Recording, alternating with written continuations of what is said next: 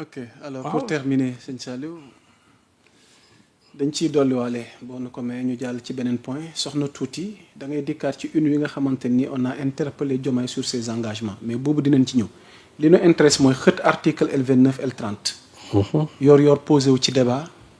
entre sécurité juridique et droit politique. Serigne Saliou Gueye depuis un certain temps actualité bi mi ngi tourner autour de cette modification wala proposition bi nga xam ne tukkee na ci député Pastef yi pour assemblée bi nu xool naka la ñuy saafara situation woo waaye opposition bi nag nee nañ vraiment démarche bi ndax ñoom dañ bëgg baliser seen candidat yoon tax na ñun dañ ñu ciy seppi affaire yi waxtaan la war a doon ñëpp am ci seen gis-gis ndax li ko tax a jóg du pour rek benn candidat jàpp naa ni candidat yëpp ñoom ñoo ci am wàll Ndiaga Sylla def na sortie moom it am na position gi mu ci am mais au de tout ça Serigne Saliou Gueye à votre niveau naka lañ mën a comprendre fi mu ne ni fi ñu toll ci coowal L29 L30 ci code électoral bi en question parce que am na échéance yi nekk suñu kanam. waaw xam nga L29 L30 articles yoo xam c'est des articles liberticides c'est-à-dire que c'est des articles vraiment démocraticides de ça tue la démocratie ça tue la liberté parce que boo gisee yenn infraction yi nga xam moom lañ def ci biir pour wax ne lii dafay xañ nit pour mu présenter à l'élection présidentielle boo ko xoolee par rapport aux standards internationaux da ngay xam ne lii wax dëgg yàlla méngool ak le droit te boo gisee mën a méngool ak droit ci la Macky Sall sukkandiku pour éliminer 3 candidats c'est-à-dire que ci la sukkandiku pour éliminer 3 candidats ci la éliminer Karim Wade ci la éliminer Khalifa Sall ci la éliminer Ousmane Sonko waaw mais yaa Moussa article yoo xamante ne nii heure bu la neexee nga yëkkati ko éliminer ci ay candidats loolu c'est pas démocratique loolu ñëpp ko war a xeex loolu ñëpp ko war a xeex tey même waa PDS yi di wax ni ñoom ils en ont été victimes yow li bu fekkee ne tey ñoom dañu jàpp ne mbir mi ça profité wul Ousmane Sonko de waxoon naa ko fii bi la fois passée ça ne profite pas à Sonko Sonko aujourd'hui amul benn obstacle judiciaire pour mën a présenter sa candidature en 2027 et en 2029 il faut que l'on soit clair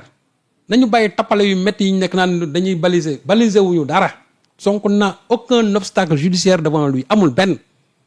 Sonko a voté pour l'élection présidentielle Sonko a voté pour les élections législatives Sonko inchallah votera en 2027 pour les locales et en 2029 pour la présidentielle. Donc sa candidature ne souffre d'aucune. Mais d'aucune xam nga man yaa Moussa dans tout ça. parce que c'est le débat qui se pose. Mais même le débat. quand dañ bëgg a def ci xelu nit ñi ne way mën na bañ a bokk. mais quand le débat se pose. da ngay taxaw nga ne.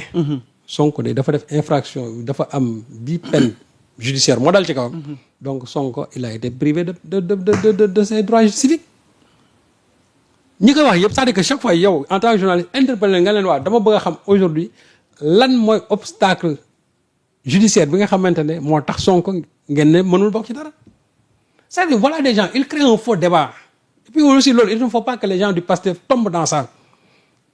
on prêche le faux pour avoir le vrai nit ñi dañuy def c'est-à-dire que faux débat la ñuy créer pour alimenter vraiment yóbbu débat fa xam ne naw fa Sonko n'est pas dans ça mais ñi nga xamante ne tey ñooy les députés du Pastef initiative bi ñu jël ki ci gënoon a jekk mooy ki nga xamante ne parmi l'ensemble de ses camarades de parti seen leader moom da ko seppi ne ko yow laa wóolu pour nga porter le drapeau du Pastef élection présidentielle ñu fal ko ginnaaw yàlla Ousmane Sonko ñu fal ko kooko tey il devait être le premier bi mu jëlee pouvoir bi dans les 2 mois qui suivent daal ne disposition code électoral bii dama koy modifier parce que lii moo xañ man sama leader lii moo ko xañ tey place bii ma toog mu toog fii deful ko Bassirou Diomaye il a atermoyé ba tey nii mu annoncé ay réformes depuis décembre passé ne dans le premier trimestre dinañ dugal réforme yi premier trimestre romb na donc tey député Pastef lu ñu leen wax dañ leen a tooñ parce que ils sont attendus xaar nañ président parce que ñun aussi dañuy jàpp li comme li Cheikh Anta Diop waxoon waxu kilifa xar-xaru doj la c'est-à-dire que bu xasee ba génn ngay dund ngay dee bu heure ba jotee dañ koy appliquer nous sommes aujourd'hui le 15 jusqu'à aujourd'hui kenn xamul ba léegi réforme yooyu lu ci président bi wax waaw comme que nag constitution moo maye daat ne député yi mën nañu def seen proposition de loi concurremment avec le président de la République qui peut faire aussi des projets de loi waaw ñoom yoon na leen ko may xam man tey bu fekkee ne yoon mayu leen ko ñu ne waa député Pastef yi ils ont enfreint la loi mais li la yoon may mën nga ko jël léegi nag yeneen considération yi kooku moom ku ci nekk appréciation personnelle la mooy li Ndiaga Sylla def parce que Ndiaga Sylla bu ne lan nañu juróo président de la République Ndiaga Sylla man j'ai l'impression que moom xamul kon luy droit Ndiaga Sylla Ouais. expert électoral. mais qui l'a nommé expert kan c'est-à-dire sur quoi on s'est basé pour dire expert moom ci lan en quoi lañ ko nommé expert que les gens nit ñi nañ bàyyi titres yi ñuy jël di ko solowoo ñu leen koy jox ba pare ñu defee ne ça leur permet de tout faire ñun par courtoisie la ñoo ko Ndiaga expert mais cela ne doit pas le conduire que lu tëb mu wax ci wala mu wax mu ci waxee lu ko nu mu ko neexee déedéet loolu mu wax tey di ko xasee waa Pastef yi Pastef ils n'ont pas enfreint la loi man j'aurais compris mu ne Pastef yi vous avez enfreint la loi consensus la bëggoon laaj. consensus boobu muy wax kii de Pastef wala de Ndiaga ci principe bi tey jii nii. non waa Pastef yi il y a vice ci démarche bi ñoo nekk ci dëgg te dinaa ko expliquer léegi allez-y sëñ Saliou bi. Pastef d'abord le fait de proposer une loi yoon moo leen ko may article 80 je crois de la constitution may na leen loolu deuxièmement ñu ne ñoom comment dire article L29 bi parmi peines yi nga xam ne ñoom moom la ñu prévoir dañ ci dindi les actes contre nature donc Ndiaga nee na foofu suñu deful ndànk ñi nga xamante ne borom ñaari tur yi la ak ñi nekk dans le proxénétisme ñooñu mën nañu présenter seen candidature à l'élection présidentielle parce que pertuñu seen i droit déedéet parce que moom dafa bëggoon ci biir article L30 je crois L30 la dafa bëggoon ñu prévoir ko ci wax ko ci mais jaru ko xamul tax parce que loi bi ñu voté récemment 319 bi ñu réformé récemment moom moo prévoir mu ne ñëpp ñu nga xam ne dañ leen di askanalee borom ñaari wala dañuy def de l'homosexualité ñooñu d'abord dañ leen di daan ba jusqu'à 10 ans et en plus automatiquement ils perdent leur droit civique donc article 34 bi ci boppam foofu jaratul sax juge bi taxaw di ko prononcer parce que juge bi ñoom bu ñu la nee yow déjà diw condamné la ci acte contre nature jarul sax ñu koy wax automatiquement perdre nga say droits civiques automatiquement perdre nga say droits donc loolu jarul bindaat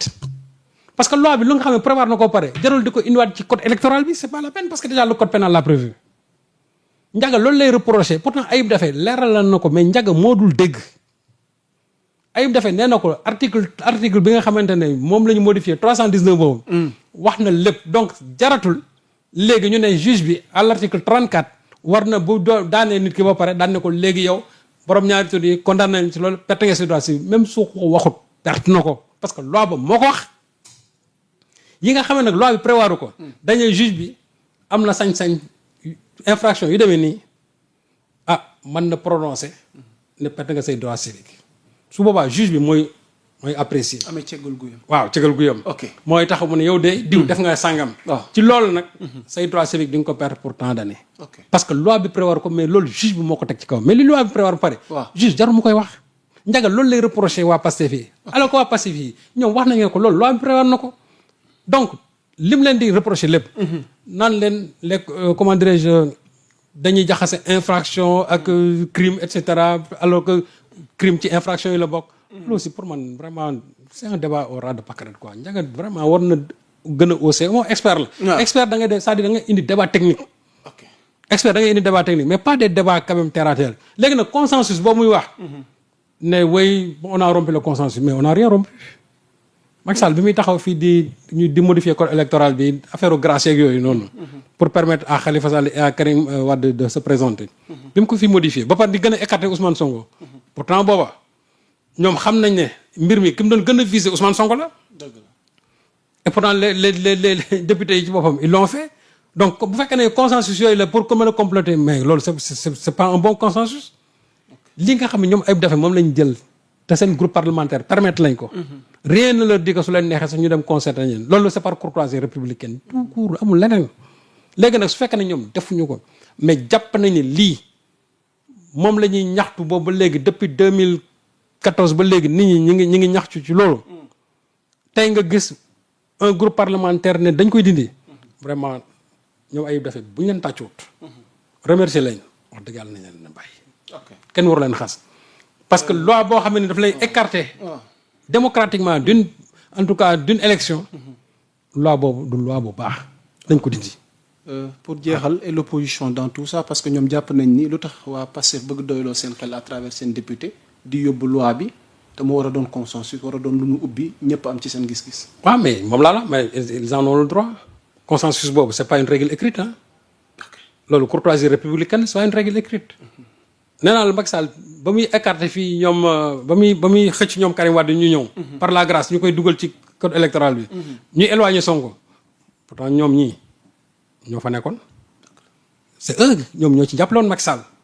donc pour man loolu c'est pas un bon consensus moi je préfère nga def loo xam ne nii wër na ne ñoom ñëpp chacun va y tirer son épingle de jeu parce que li ñuy wax nii il pense que ça profite ba parce que dañu am problème boobu ñoom ñoo amoon ay candidats yoo xamante ni avant ñuy lever seen kii bi seen problème ñoom ñoo amoon candidats yoo xam ne ils étaient victimes de ces lois là yow nag loi bi rey na la nekk fi kenn nit ñëw ne da koy dindi nga ne il faut nga woo ma ci mais tàcc ko moo gën parce que ñoom la ñuy def c'est pour l'intérêt général ils n'ont pas modifié la loi pour Ousmane Sonko encore une fois yéen waa Pastef yéen waa Sénégal Ousmane Sonko amul benn problème benn jafe-jafe pour dem élection loolu dama bëgg mu nekk seen bopp jërëjëf waaw amul benn jafe-jafe pour mu dem élection amul benn peine bu ko topp benn voilà ok sëñ Sall ñu ngi ci dernier virage yu jotaay waxtaan ñu bëgg vite fait parce que yor def ci def liggéey gu am solo soxna tuuti ci même quotidien bi ngay des où le chef de l'État Diomaye est interpellé sur ses engagements parce qu'on parle maintenant de justice pour les victimes de Macky Sall sëñ Sall samedi passé gis nga